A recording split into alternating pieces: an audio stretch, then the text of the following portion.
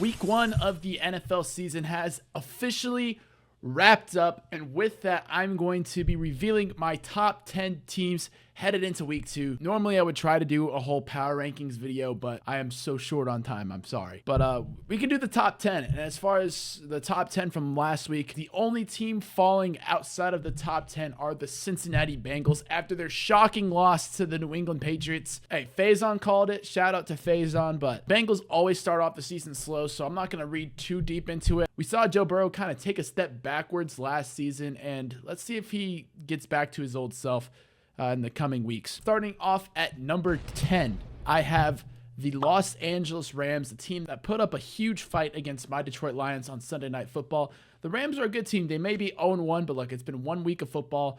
They looked pretty decent Sunday night. There's not much to say. The Lions are a good team. It's a tough team, tough environment to play in as well, and they were able to bring that game to overtime. They could have won that game too, plenty of opportunity too, so this is a good Rams team that we're going to see. A lot of depth on there too. We saw Puka Nacua go down. We saw offensive linemen go down, but the Rams still pulled through. The Lions really should have won that game in regulation given the circumstances of the Rams, but they pulled through.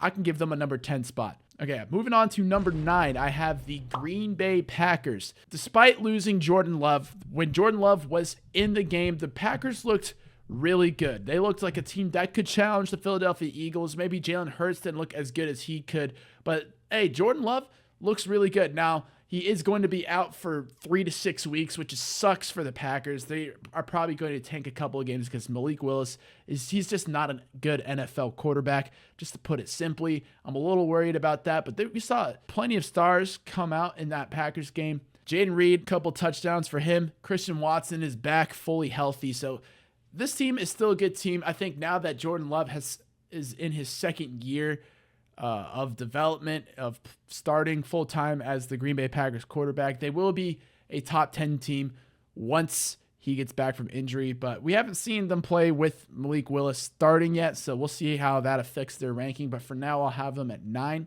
Moving on to 8th. 8th in the league, I have the Buffalo Bills. I think that's a pretty solid spot to put them. I had them at 13th last week, which is pretty low, but hey, for a small portion of the game on Sunday, they were showing that might have been an accurate representation of how they play. Josh Allen, again, we're used to seeing this by now. He put the team on his back, and he fucking carried that team to a victory, okay? Josh Allen, phenomenal quarterback, probably the leader in the MVP race right now. I think he should have won it last year, but he brought this Bills team to a win, and I think the Cardinals are probably going to be a better team than people expect. They're not a top 10 team, so they're not going to be in this list. But the fact that the way in which they won the game, coming back from they were down like 17-3, something like that, is impressive nonetheless. I still think this team is going to win the AFC East, so I'm going to put them at 8. Moving on to 7th, I have the Houston Texans. They've had a very tough game against the Indianapolis Colts, a team that looked much improved from what they were last season now that Anthony Richardson is finally healthy. But despite all that, the Houston Texans still went on the road and got the job done. Nico Collins looked phenomenal. Stephon Diggs looked phenomenal. Joe Mixon, holy shit, thank you for doing that to my fantasy team, dude. I got like 40 points from Joe Mixon. It was great. And, of course, C.J. Stroud looks as good as ever. This Texans team is going to be really good, and they are going to be contenders in the AFC down the line. Moving on to, what are we on now? All right, moving on to 6th in the league, I have the Baltimore Ravens, the team that lost the opener against the Kansas City Chiefs by a toe, a literal toe. Yeah, sure, there were some throws and miscommunications down the late stretches on that final drive that could have tied the game for the Baltimore Ravens, and who knows what would have happened after that. But nonetheless, the Ravens are still going to be a good football team. I think they did enough to show that they are still a top 10 team. Look, they lost to the Chiefs, okay? That's nothing crazy. The Ravens are still a good team. So where did I have them? 6th. I think that's about right. At number 5, we have the Philadelphia Eagles. Yes, they won their first game in Brazil against the Green Bay Packers, which was a phenomenal win for the Eagles. Hard-fought win for the Eagles. Jalen Hurts looked a little bit shaky, but Saquon Barkley, man, whoo! We finally put him behind a talented offensive line, and we really saw what he could do. He looks phenomenal on the Eagles. Quinyon Mitchell, the rookie cornerback out of Toledo, also didn't look too bad. So I think this Eagles team is going to be a top 5 team in the NFL. They were my Super Bowl prediction.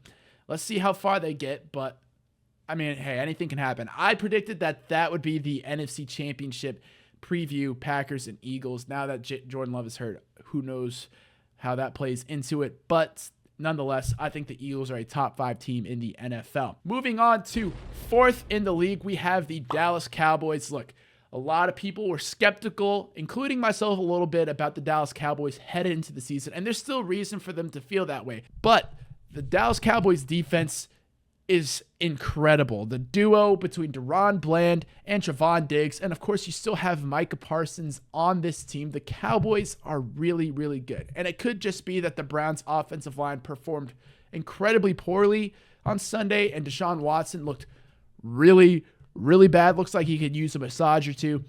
But Cowboys beat the shit out of the Browns. Like, there's no other way to put it. They put the hammer down, and they're a good football team. Whether America wants it or not, the Dallas Cowboys are a top 5 team in the NFL. Moving on to 3rd in the NFL, I have my Detroit Lions, 2nd in the NFC.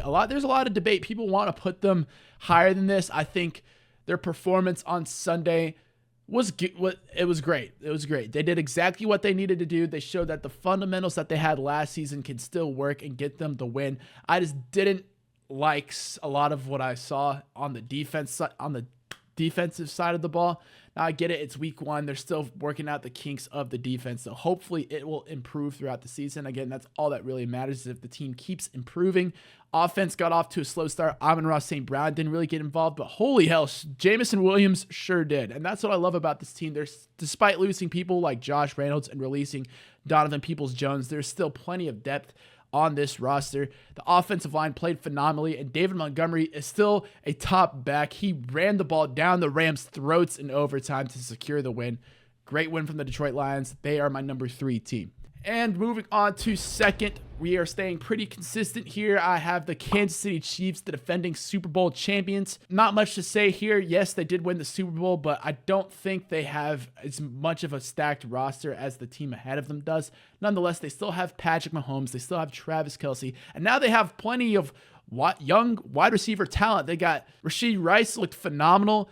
And Xavier Worthy with 2 touchdowns in his first NFL game. He also looked phenomenal. This is going to be a very versatile team, a more versatile team than we saw last season, which I think will make up for some of the defensive losses they had in L'Jarius Sneed, and we'll see what the Chiefs can do. But my number 1 team in the NFL headed into week 2 is none other than the San Francisco 49ers. They got a huge win Monday night against the New York Jets. They were consistently scoring points and moving the ball down the field against the league's top-rated defense.